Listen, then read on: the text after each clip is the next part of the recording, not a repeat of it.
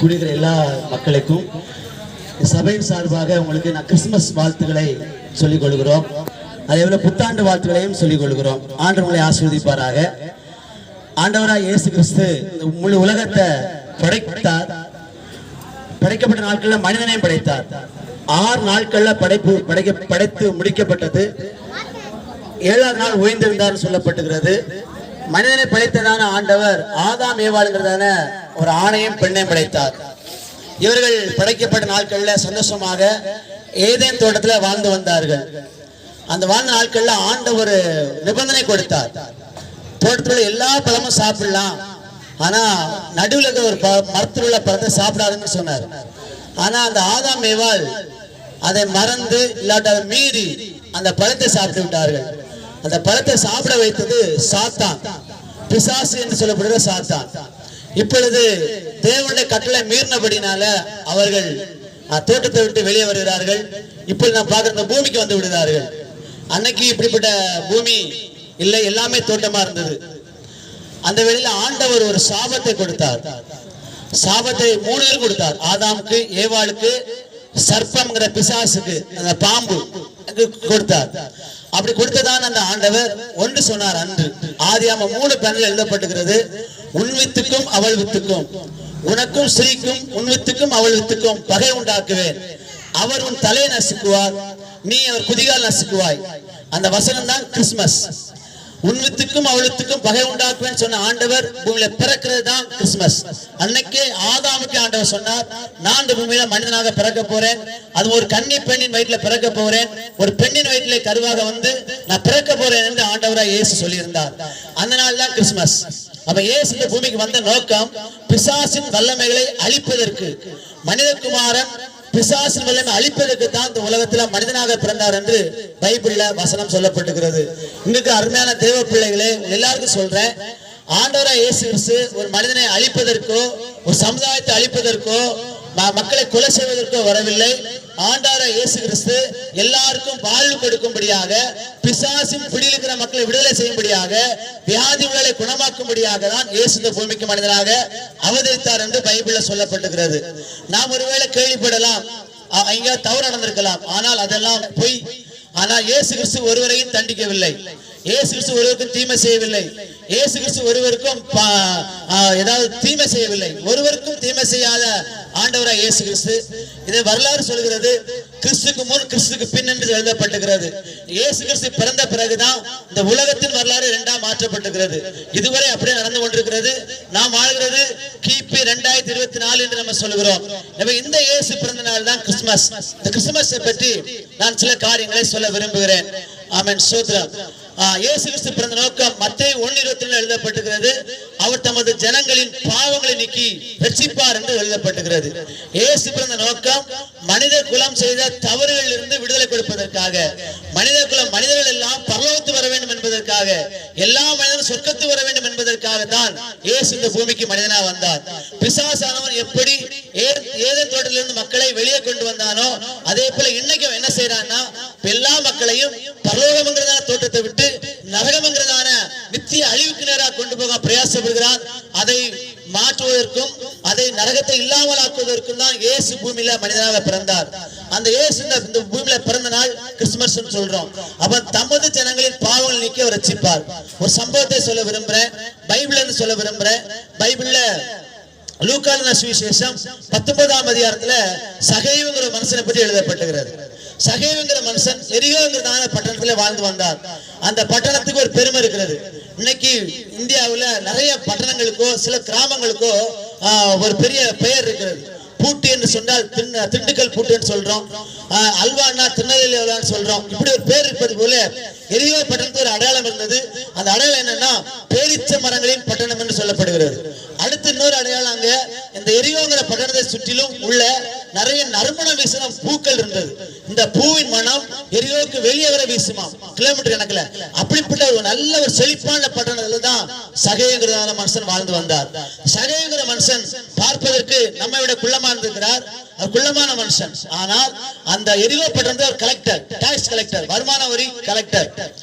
அப்போ அவருக்கு நிறைய பேர் வேலை பார்த்தாங்க. அவருக்கு இப்ப பணம் இருந்தது, பதவி இருந்தது, அந்தஸ்து இருந்தது, எல்லாம் இருந்தது. ஆனா இல்லை என்னவென்றால் சமாதானம் இல்லை, சந்தோஷம் இல்லை, நிம்மதி இல்லை, எதுவும் இல்லை. ஒன்னே ஒண்ணு அவருக்கு இருந்தது, தனிமைங்கிற உணர்வு அவருக்கு இருந்தது. அவர் வேலைக்கு போகும்போது எல்லாரும் அவர் மிஸ் பண்ணுவாங்க, எல்லாரும் பயப்படுவாங்க, இல்ல வேலை பார்க்கறவங்க எல்லாம் பயந்தாங்க. ஆனா ஒருத்தர்கிட்ட மனதில் இருந்து உள்ளத்துல இருந்து வணக்கம் சார்னு சொல்ல மாட்டாங்க. கட்டாயத்து நிமித்தமாக தான் வணக்கம் சொல்லுவாங்க, கட்டாயத்து நிமித்தமா எழுப்பிப்பாங்க. ஆனா உண்மையான அன்புல சகைவு யாருமே நேசிக்கல. அது சகைவு நல்லா உணர்ந்துட்டார். இப்படிப்பட்ட சூழ்நிலை அந்த எரிகோ பட்டணத்துக்கு இயேசு வர்றார். இயேசுக்கு எல்லாம் தெரியும். அப்போ இயேசுவை பார்க்கணுங்கிற ஆசை சகைவுக்கு இருந்ததை தவிர இயேசுவை பேச வேண்டும், பழக வேண்டும் அப்படி எந்த ஒரு ஒண்ணும் இல்லை. ஏன்னா என்னை யாருமே நேசிக்கல, இயேசு நேசிக்க மாட்டார். ஆனா இயேசு நல்லவர் மட்டும் கேள்விப்பட்டிருந்தார். இயேசு வியாதியை குணமாக்குறான்னு கேள்விப்பட்டிருந்தார். இயேசு 38 வருஷமா படுத்திருந்தவனுக்கு சுகம் கொடுத்தாருன்னு கேள்விப்பட்டிருந்தார். இயேசு 12 வருஷமா கஷ்டப்பட்டவனுக்கு விடுதலை கொடுத்தார் கேள்விப்பட்டிருந்தார். இயேசு நிறைய அற்புதங்களை செய்தார், மரித்தவங்களை எழுப்பினார் என்ற செய்தியெல்லாம் கேள்விப்பட்டிருந்தார். இப்படிப்பட்ட இயேசுவை பார்க்க வேண்டும் என்று சகைவுக்கு ஒரு ஆசை இருந்தது. இந்த ஆசை நிமித்தமாக இந்த சகை என்ன பண்றாங்கன்னா எரிகோவில இருந்து இயேசுல வர்ற பாதையில ஒளித்திருக்க வேண்டும் என்று பார்க்கிறார். எப்படி ஒளித்திருப்பது? அங்க ரெண்டு பக்கமும் அத்தி மரங்கள், காட்டத்தி மரங்கள் நின்று கொண்டிருக்கும். அத்தியில எல்லாரும் பார்த்திருப்போம். அதே போல காட்டத்தி மரம் இருக்கும். அடர்த்தியான மரம், ரொம்ப ஹைட்டா வளராது. சின்ன பிள்ளைகள ஏறி ஒளிஞ்சுக்கலாம். அப்படிப்பட்டதான மரம் தான் ரெண்டு பக்கம் நின்றது. ஜனக்கூட்டம் வருவதற்கு முன்பாக, ஒரு நபர் உள்ள வருவதற்கு முன்பாக சகைவு அந்த மரத்துல போய் ஏறி உட்கார்ந்துட்டார். யாருக்குமே இந்த விஷயம் தெரியாது. எல்லாரும் வழியில் நிக்கிறாங்க. இயேசு வரான்னு சத்தம் கேக்குது. எல்லாரும் வழியில் நிக்கிறாங்க. அப்படி நிக்கிற வேளையில இயேசு அந்த இடத்துல வந்துட்டு நிக்கிறார். நின்று விட்டு சகைவே இல்ல இறங்க அப்படிங்கிறார். அப்ப எல்லாரும் பாக்குறாங்க, சகை எங்க இருக்கான்னு தேடுறாங்க. தேடினா மரத்துல இருந்து ஒருத்தர் கீழே இறங்கி வருகிறார். இயேசு என்ன சொன்னார் என்றால், சகைவே கீழே இறங்கு, வா, உன் வீட்டுல தங்க வேண்டும் என்று சொன்னார். பாருங்க, சகைவு யாருன்னா தனித்து வாழ்றவர். இந்த ராத்திரி வேளையிலையும் ஒருவேளை உங்க குடும்பம் உங்க தெருவில் தனித்து இருக்கலாம். ஊர்ல நீங்க தனித்து விடப்பட்ட சூழ்நிலை இருக்கலாம். யாரும் உண்ட பேச மாட்டாங்க, கட்டாயத்து நிமித்தமாக சிரிக்கலாம். அப்படிதான் உங்களை சுற்றி இருப்பாங்க ஆட்கள். உள்ள வீட்டுக்குள்ளேயே 5 பேர் 4 பேர் இருக்க இடத்துல ஒருத்தர் தனிமை போல உணரலாம். சகைவும் தனிமையை தான் உணர்ந்திருந்தார். தனிமையில இருந்த சகைவை நேசித்தவர் தான் ஆண்டவர் இயேசு கிறிஸ்து. இந்த வேளையிலையும் நீங்க தனிமையா இருக்கிறீங்க. வியாதி வந்தா தனிமைப்படுத்துறாங்க, பண கஷ்டம் வந்தா, கடன் நிறைய பிரச்சனை ஆயிடுச்சுன்னா நம்ம தனிமைப்படுத்தப்படுகிறோம். இல்ல நம்ம சொல்ல கேட்க மாட்டேங்கிறாங்க. ஏதோ ஒரு காரணத்துல நாம் இன்று சமுதாயத்திலேயோ வீட்டிலேயோ வேறு இடங்களிலேயோ எங்கேயோ தனித்து போராடி கொண்டிருக்கிறோம். ஆண்டவராய் இயேசு இந்த ராத்திரி வேளையில அதை பார்க்கிறார், உங்களை நேசிக்கிறார். சகையும் அப்படிதான். பணம் இருந்தது, பெரிய வீடு, கலெக்டர் அவரு. அதனால எல்லாரும் அவரை புகழ்வாங்க வாய்னால. உள்ளத்துல யாரோட பேச சிரிக்க மாட்டாங்க. இந்த இடத்துல இயேசு சகைவே இறங்கி வாழ் சொன்ன இறங்கி வர்றாரு. நான் வீட்டு தங்க வேண்டும் சொன்ன உடனே எல்லாரும் முறுமுறுக்கிறாங்க. இந்த வீட்டுக்கு இயேசு போறார், இந்த வீட்டுக்கு இயேசு போறார். இவங்க யார் தெரியுமா? இவன் கொள்ளக்காரன், கொலைகாரன், இப்படி பல பேர் அவர் வச்சிருந்தாங்க. எல்லாம் சொன்னாங்க, பாவிட்டு சொன்னாங்க. இயேசு வீட்டுக்கு போனார். என்ன பேசினார் நமக்கு தெரியாது. ஆனால் ஒரு மாற்றம் வந்தது. அதான் கிறிஸ்துமஸ். இதுவரை டாக்ஸ் கலெக்டர் இருந்தான், வரி வசூலிப்பான். 5 ரூபானா 25 ரூபா வாங்குவான், 100 ரூபானா 400 ரூபா வாங்குவான். இப்படிப்பட்ட ஆளா இருந்து எல்லாத்தையும் கேட்டு வாங்குவான், கஷ்டப்படுத்திட்டு இருந்தான். ஏசு வீட்டுல போகிறார். சகைவுக்கு இந்த ஊர்ல யாருமே அவன் வீட்டுக்கு அதிகம் போக மாட்டாங்க. ஏசு போறார், ஏசு ஃப்ரெண்டா மாறுறாரு. அந்த ஊருக்கு ஏசு தெருவிலே தான் போனார். ஒரே வீட்டுக்குள்ள போனார். அந்த வீடு தான் சகை வீடு. இப்ப ஏசு இந்த வீட்டுக்கு ஃப்ரெண்டா மாறிட்டாரு. இப்ப ஏசு ஃப்ரெண்டா மாறின உடனே இயேசுவை நண்பராக ஏற்றுக்கொண்டார், கடவுளாக ஏற்றுக்கொண்டார், தெய்வமாக ஏற்றுக்கொண்டார்.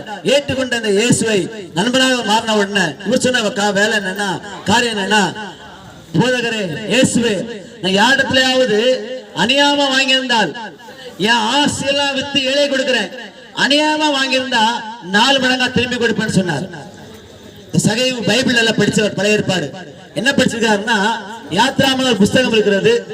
அதுல 22ஆம் அதிகாரம் 1ஆம் வசனம் சொல்கிறது, எவனா ஒருவன் ஒரு மாட்டை திருடி அதை கொலை செய்யவோ விட்டாலோ, ஒரு ஆட்டை திருடி கொலை செய்யவோ விட்டாலோ, ஒரு மாடை திருடினவன் 5 மாடு திரும்பி கொடுக்கணும், ஒரு ஆடு திருடினவன் 4 ஆடு திரும்பி கொடுக்கணும். இந்த சட்டம் யாருக்கு இந்த சகை தெரியும்? தான் திருடி இருக்கிறேன், நான் கொள்ளையடிச்சிருக்கிறேன், எனவே என்னால் நிறைய ஏழையா மாறி இருக்கிறாங்க, கடமைச்சல இருக்கிறாங்க, இவங்களுக்கு நான் திரும்ப கொடுத்து விடுறேன்னு சொல்லி கொடுக்கிறான். இந்த ராத்திரி வேளையில உங்களுக்கு சொல்கிறேன், இயேசு சுகத்தை கொடுக்கிறது கிறிஸ்துமஸ். இயேசு விடுதலை கொடுக்கிற கிறிஸ்துமஸ் நாமும் கொடுக்க வேண்டும்.